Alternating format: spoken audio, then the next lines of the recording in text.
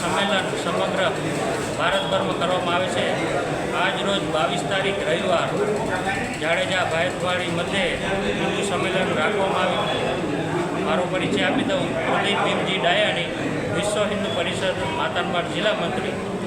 આજે સમસ્ત નલિયા અને વાયોર પ્રકરણના સનાતનીઓ ભાઈઓ આજે અહીંયા ઉપસ્થિત થયા।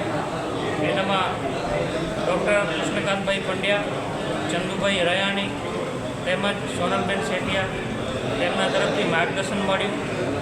આજ રોજ ભાયતવાડી મધ્યે સૌ જાગૃત સનાતનીઓ હિન્દુ ભેગા થયા। અહીંયા ષષ્ઠી પુષ્ટિ વર્ષ એટલે 60 વર્ષ પૂર્ણ થાય છે વિશ્વ હિન્દુ પરિષદને।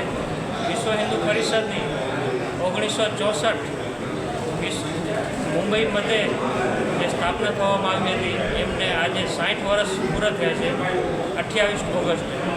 જય જય શ્રી રામ। જય શ્રી રામ। હું સોનલબેન સેઠિયા નખત્રાણાથી જે વિશ્વ હિન્દુ પરિષદની માતૃશક્તિએ એ વિભાગની હું સંયોજિકા।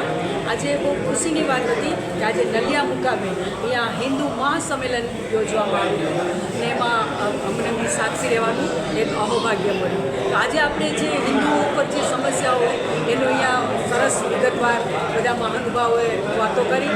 આપણા જે યુગ પુરુષો હતા જે છત્રપતિ શિવાજી મહારાણા અને દુર્ગા લોપા મૈત્રી કે આ લોકોના આદર્શ બનવા માટેનું આજે અહીંયા આ માર્ગદર્શન આપવામાં આવ્યું। બહુ ખુશીની વાત હતી અને ખરેખર આપણે પણ સૌએ આપણા જે અખંડ ભારત બનાવવા માટે જે સરદારજીએ જે બીડું ઝડપ્યું હતું અને એ અખંડ ભારત બનાવી અને જ્યારે આપણે અટલજીએ કે જે આ એક કવિતા બનાવી એને આજે અહીંયા ખરા અર્થમાં સારસાર થઈએ કે આ ભારત એક કોઈ માટી કા ટુકડા નહીં है, ये जीता जागता युग पुरुष है।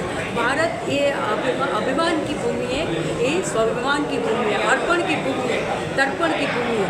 उसका कंकर कंकर हमारे लिए शंकर है और उसकी नदी नदी हमारे लिए गंगा है। हम मरेंगे तो इस भारत के लिए और जिएंगे तो इस भारत के लिए।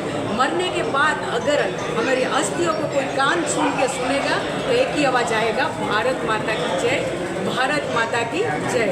આજે એ ઉપર જ આજે પૂરું મહાસંમેલન યોજવામાં આવેલું।